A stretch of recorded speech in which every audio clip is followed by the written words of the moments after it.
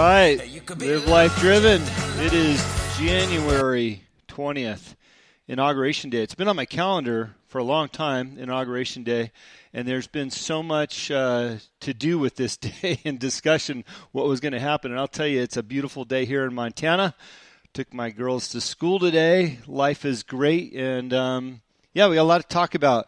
I have a friend on the line. His name is Scott Travis. I discovered his artwork through Sean Whalen on one of his pages. He had purchased some artwork from Scott and fell in love with it. And I reached out to Scott via Instagram to say hello and see if we can do something together. And now we're becoming fast friends. So, Scott, good morning. Good morning, sir. How are you? I'm doing good. Living life in Utah. Yeah, actually, for 4 months now. So we lived. We made the move. I think it's appropriate to talk about why you made the move on this show, because so many people, I've lived in Montana now a year and a half or so, and everybody's like, wow, you got out of California just in time. Why'd you do it? But why don't you tell your story, why you went to Utah? Well, I've had my own companies since I was 23 years old. So I had my swimming pool contractor, and then my wife opened up a landscape business about 18 years ago by herself. I gave her $1,000 loan, and when we closed it down, her last year she did $3.6 million in her business. So wow. And I did get the $1,000 back, which was awesome. I hope you got some interest on that. Yeah, no doubt, right?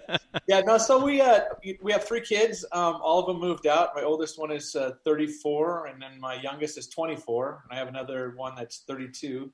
So we followed the train to Vegas from Southern California, like we were talking about. We kind of grew up around the same areas, kind of the same hangouts.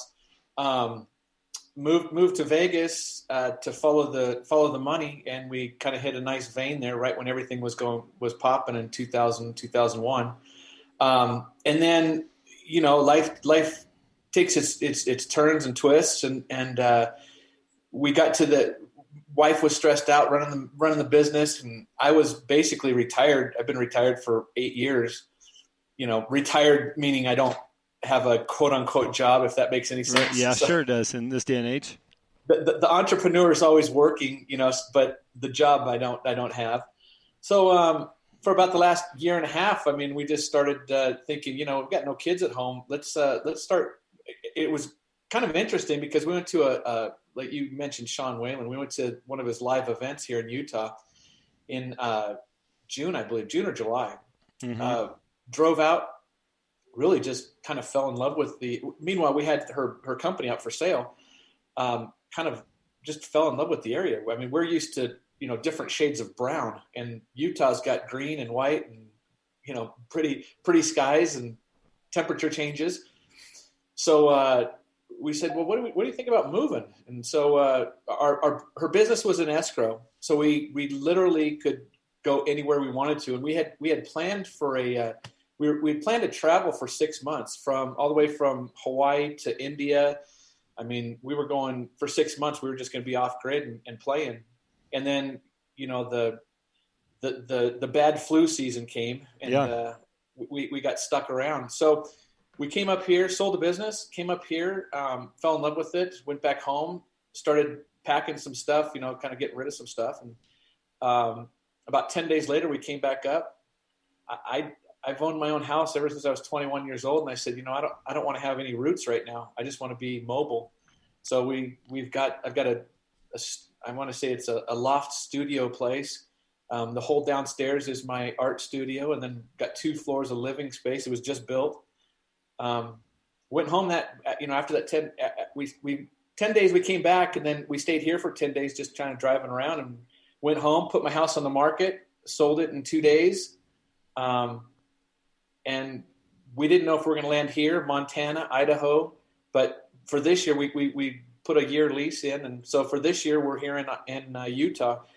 So far it's great. The people are fantastic. Coming from a fast paced, very transient Las Vegas. This is kind of like old hometown. We got neighbors that we do dinners with and stuff. It's just, isn't that great? It's crazy. yeah, it's wonderful. It's wonderful. I think when we all get out of our own comfort zones, or at least what we know to be a comfort zone, and start to explore, we realize how great this country is and how much more is out there beyond what's in our little circle. We experienced the same thing when we came to Montana. I live in a small neighborhood of 8 homes. We know every single family, their kids, their extended family, their relatives out of state.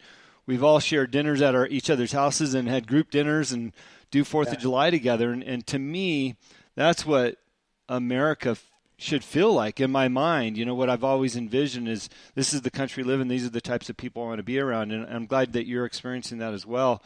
You know, we escaped the rat race of California for a lot of reasons, mainly to find a good place to raise our kids where they could discover our country and some conservative values that we believed in, and that is very prevalent here in Montana. So happy for you and happy for your wife. So you told me just briefly about your artwork when I spoke to you on the phone a couple weeks ago. It was a hobby, then all of a sudden this thing just took off. You can't move fast enough on your artwork. Tell a story about that. Yeah, well, that comes from a real dark place. It's funny because when I get into it, it's just it brings me back. It's like one of those flashback moments. Actually, I got into art when I was building pools. I had a customer, actually, is the Attorney General of Nevada, I guess you would say. Yeah. I just, he's got a big house. I always looked in the window and he had this beautiful art. And I like art glass. Me and my wife have sold. We were back in the day of eBay when you're this hawking stuff. we'd go to auctions and sell all this stuff. So you want to know about a teacup? I can point out a teacup and tell you what brand and make it is. So I loved his art, and he said, yeah. He goes, I've just in my brain. He goes, I have to have something to get away from. So I found out that he was the artist, and he did all the art. So he took me up into a studio, and I just fell in love. It was just like there was a lot of trying times that I was going through at that time. My business was going crazy.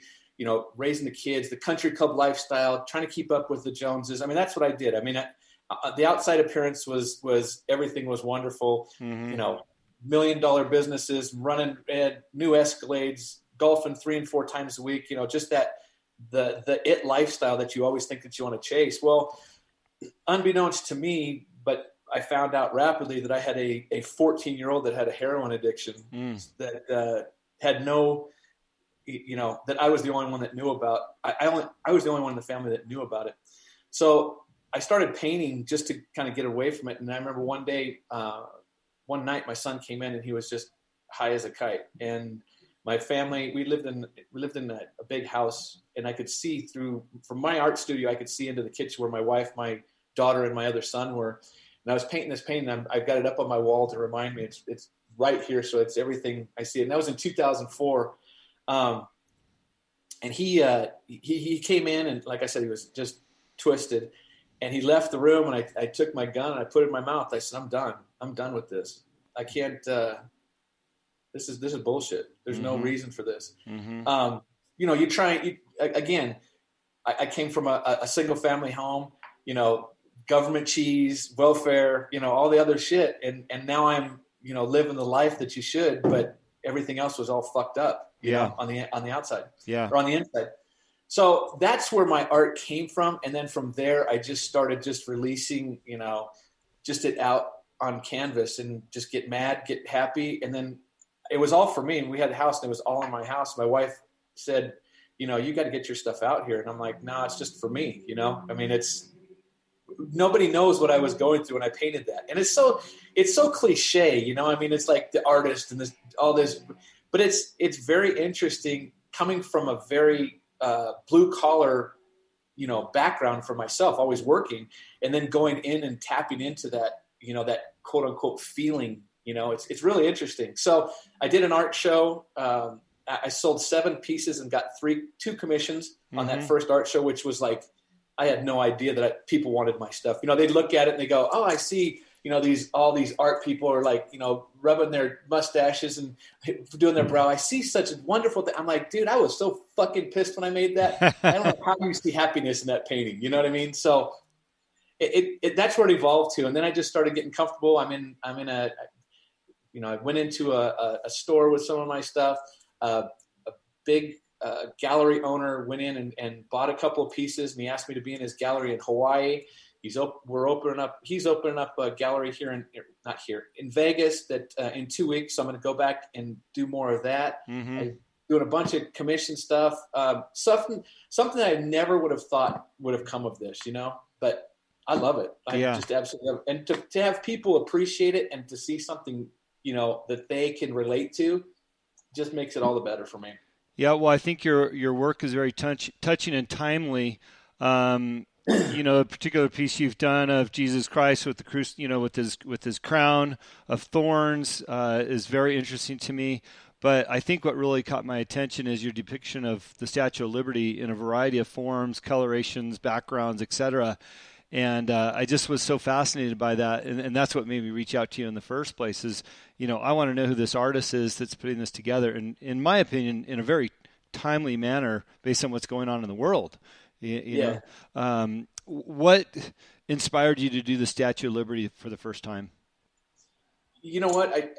Everything was, I think this is the one you're talking about, the one I got on my shirt. So I made some, actually Sean bought the original. And then I asked if I could make some shirts out of it. So I've got a few shirts out there. It was in 2019, at the beginning of 19. And it just was, I was in my studio and just everything. If you could see this picture or this one right here, mm-hmm. There's 3,280 little Green Army men soldiers that are in that painting. Oh, wow. Yeah. So it's like, it just, we've taken so much for granted and so much, I think in this generation, they don't understand what freedom and liberty is. Mm-hmm. And I say that with kids in this generation, you know what I mean? And I think that maybe me as a parent has failed to bring up that value of, just exactly what you have. Again, I go back to, everything was easy for them because we lived in the country club. They did the golf lessons. They did the new cars every year. They did the boat on the lake. We did all that stuff. I didn't really, I think as me as a parent, I didn't instill where all this came from.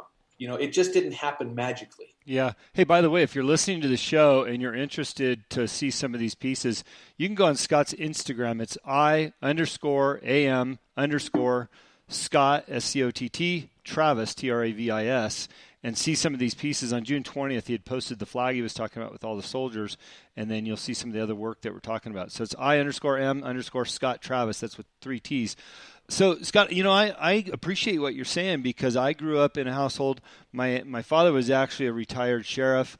We had the boats and the nice cars and all that stuff. It wasn't a country club lifestyle. It was actually fairly conservative.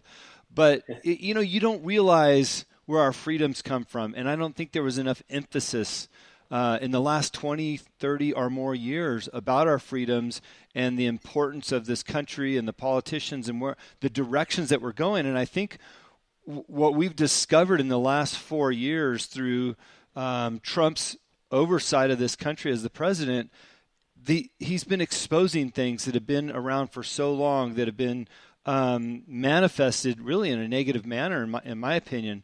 And it's interesting that you point that out, that people just aren't aware of those liberties we have. Yeah, and I think when you break it down, I think for me, in a sense, Trump made it a level playing field where it's not black and white. It's not it's not about Republican and Democrat. We're the people. It's like that's what it's all about. As a melting pot, we can do anything, but we have to come together. You know what I mean? And I think it's I've got the inauguration on, and I'm sure you do too. Everyone has it on. No, I don't actually. I'm not going to give them the ratings. You do you. Yeah, no, but I think that it's a lot of claptrap. It's like now it's like let's become united and come together. It's like we can do that all the time. Yeah. Why can't and that's the thing. I think the best thing for me in that I've done in my early 20s, 30s, and 40s is I traveled outside the U.S. And